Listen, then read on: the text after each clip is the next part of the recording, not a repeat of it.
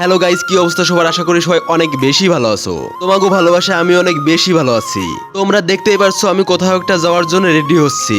হ্যাঁ গাইস, আমি আজকে যাব একটা বিয়ের অনুষ্ঠানে। এটা হবে আমার একটা নতুন অভিজ্ঞতা। আজকে তোমাদের সাথে এই অভিজ্ঞতাই শেয়ার করব।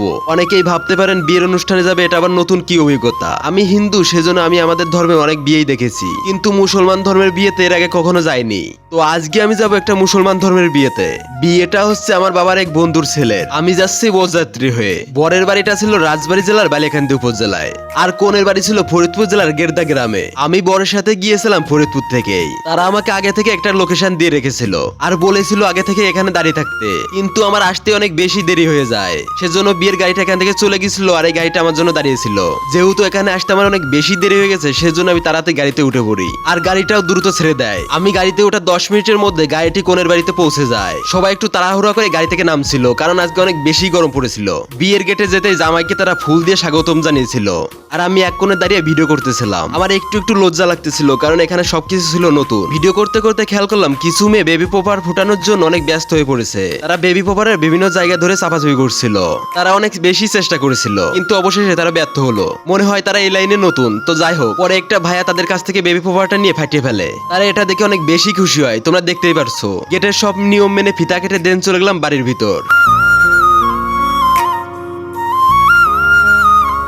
বাড়ির ভিতর ঢুকতে দেখতে পেলাম বিয়ে এবং খাওয়া দাওয়া করার জন্য সুন্দর পরিবেশ। ভিতরে যেতে না যেতেই তারা আমাদের চেয়ারে বসার জন্য অনুরোধ করছিল। চেয়ারে বসতেই তারা আমাদের দিয়েছিল ঠান্ডা শরবত। শরবত শেষ করতেই তারা দিয়েছিল কিছু পিঠা আর কিছু ফল। এখান থেকে আমি শুধু ট্রাই করেছিলাম একটা পিঠা আর 2টা আঙ্গুর ফল। এইগুলো ট্রাই করার পর দিয়েছিল রাইস, আর তার সাথে ছিল ইলিশ মাছ, চিংড়ি মাছ, ডিম আর বেগুন ভাজি। চিংড়ি মাছটা ট্রাই করতে দেখলাম এর ভিতরে একটা শোলা রয়েছে। জানি না এটা কিসের জন্য দিয়েছে, তোমরা যদি জানো অবশ্যই কমেন্টে জানিয়ে দিও। শোলাটা বের করে দেন চিংড়িটা খাইতে থাকি।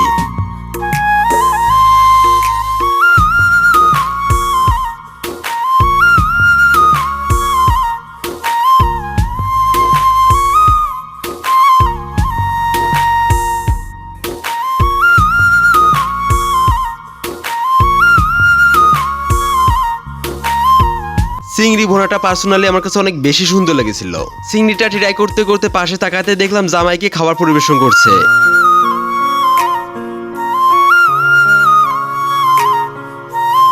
জামাইয়ের খাবার খাওয়া শেষ না হতে শেষ হয়ে গেল আমার খাবার খাওয়া, আর আমি উঠে চলে যাই বেসিং এ। আর হ্যাঁ, আমি যতক্ষণ খাবার খাইতেছিলাম ততক্ষণ আমার ভিডিও করাই হেল্প করতেছিল ওখানে থাকা কিছু মেয়ে। হাত মুখ ধুয়ে আবার প্যান্ডেলের ভিতর ঢুকতেই একটা মেয়ে নিয়ে আসছিল পান সুপারি, কিন্তু আমি তো এটি খাই না।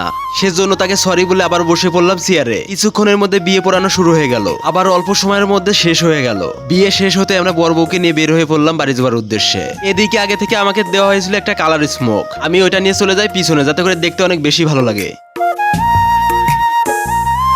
বর বউ তাদের গাড়িতে উঠতে আমরা উঠে পড়ি আমাদের গাড়িতে, আর কিছুক্ষণের মধ্যে গাড়িটা ছেড়ে দেয় বাড়ি যাওয়ার উদ্দেশ্যে। তো গাইস, আজকে ভিডিওটা এই পর্যন্তই। ভিডিওটা একটুও ভালো লাগলে একটা লাইক অবশ্যই করবে, আর চাইলে পেজটা ফলো করতে পারো।